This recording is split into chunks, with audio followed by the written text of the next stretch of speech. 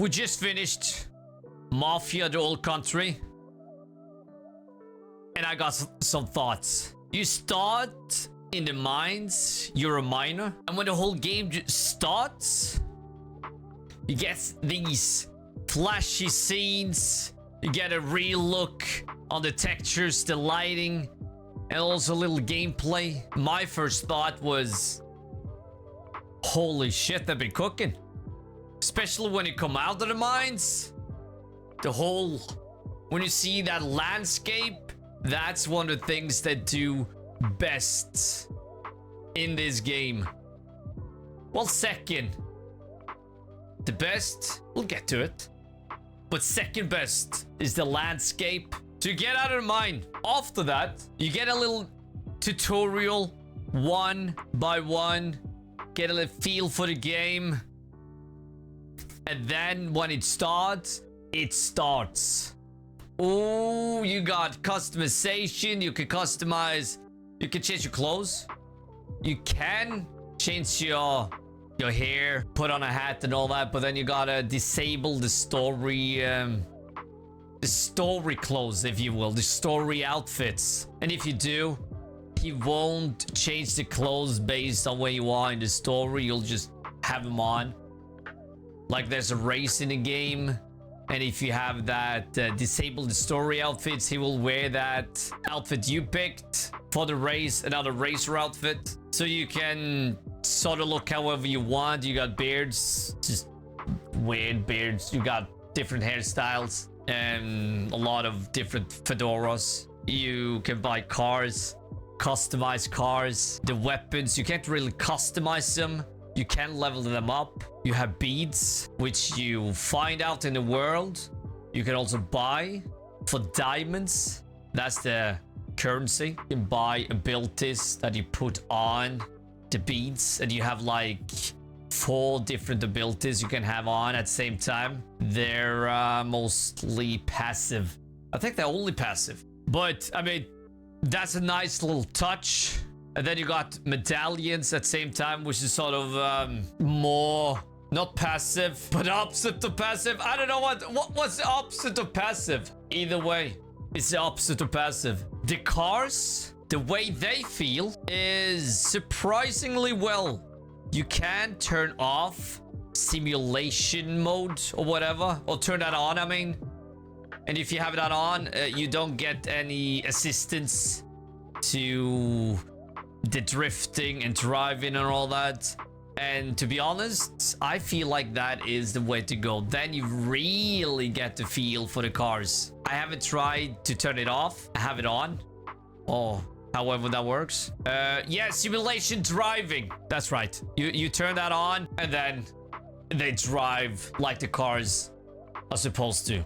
You also have something called manual shifting. You can manually shift the car. If you think in Red Dead, you have these rides that when you are going to an objective, you can skip them if you want. If you want story, don't skip them. And then you have the normal signs to show what objective is instead of these arrows. Like previous Mafias, only here. They have incorporated these signs pretty well. More so than the others, I would say, if I remember correctly. You know what? Haven't every Mafia game incorporate that actually pretty good? I think so. And you move up in the family as the story goes on. I don't want to say anything about the story in that sense. I don't want to spoil anything. Nothing. You just have to enjoy it, and you're gonna enjoy it. Screenplay in that game, mocap in Mafia the Old Country is good. It is good. It's a ride for sure. The gunplay though, I played with the controller. I haven't played with a mouse and keyboard because I usually play third-person games with the controller. At first, it feels so weird, and the weight you have on the guns is just, how are you gonna aim? What do you like? How are you gonna hit anything? It sort of feels like Red Dead without the aim assist, and a little worse when it comes to aiming. But then you get used to the aiming. It took a while for me, but then you get used to the aiming and you know how it all works. Then it gets pretty easy. It does. But still, even though it gets pretty easy, you get used to it, it still feels a little off. But it's good. I feel like all the weapons packs a punch. Great audio in the game. Holy shit, great audio. When you leave a room, close the door, you can hear like a muffled speech. When you close the door, it's pretty awesome. Also, if you leave a room, the people in the room will talk to each other about either what just happened or just random shit. I think that's also a pretty nice detail. The weapons, I don't remember if you could upgrade them or not, because we didn't go that heavy on in the in the customization when it came to guns, because there wasn't really any appearance wise. It's the deluxe edition stuff. I don't know if you can unlock anything by picking up all the collectibles, and there's a lot of collectibles around the map. So let's talk about the map. The map is pretty big, and they're like pretty big. I mean, it's not like very big, but it's okay for a game where you can't really do any activity apart from just explore, picking up collectibles. It's an open world linear sandbox game like Mafia 2 and 1. You can't waypoint anything. The main objective is always automatically enabled, so it follows that. You got horses, which you can not customize per se, but you can buy different colored horses, and the horses have different stamina. And of course, the more expensive they are, the more stamina they have. The cars, there's a lot of cars, different cars. There's race cars, even a truck or two, normal cars, nice cars, all that. You can customize the colors. I don't think that you can do that in any of the Mafia game, which is pretty awesome, I would say. And if you don't find a color you like, well, I think that's on you, because there's a lot of colors there. So I think you'll be happy. Oh, without a doubt. Oh, you'll be happy. I think actually we got through, that was all. Yeah, no, holy shit. Okay. The graphics are good. I don't think there's anything negative to say about the graphics. The motion capture, the facial animation, all that looks so good. The faces on a lot of the people look good. Maybe not so good on the main character. I don't know why. Optimization wise, I wouldn't say that is very well optimized. When you get in the woods, holy shit, the FPS drop is crazy. Even with my rig, like I got a 4090, a Ryzen 9, a lot of RAM, 64 I think, and it's still go. And of course, max graphics, and with NVIDIA unbalanced, it's still just, yeah, FPS drop on in the forest is heavy.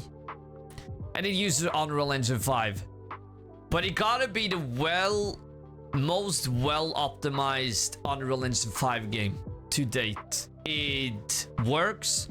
Not a lot of bugs till the later game. Then I saw a few game-breaking bugs where you had to maybe reload or save or just die to continue. But not like that it was annoying, because it saves often, so it's not something you really think about per se. Difficulty, I played it on hard. You do less damage, the enemies do more damage. There's better vehicle collision damage. So of course, I don't like when a difficulty is you do less damage and the enemies do more damage. But in this one, it worked. It didn't feel like they were bullet spongy. It felt kind of real, like you can kill them in 2 to 3 bullets. Depends on where you hit, of course. And then you have an ability where you can kill them with one shot. To an extent, of course. It depends. Like, not every shot, but yeah. I was very surprised about the game, to be honest. Very surprised. I thought this one would be a lot more shit than it was. So, after finishing the game, I would give it 8. An 8 out of 10. Or maybe 7.5. Mostly because it's a little shit that there's not more to do in the open world. I know it's a linear game, but still, I wish there was more to, you know, a little more side quests. And there are stuff here and there that just, kind of, I don't know, maybe not ruined the experience, but I think you'll understand when you play it. And as I said, everything when it comes to cutscenes is top notch. So good. Action is there. So this one I would recommend. I won't tell you to buy it. That's up to you, but I really recommend the game. And if the deluxe edition is worth it, I would say so.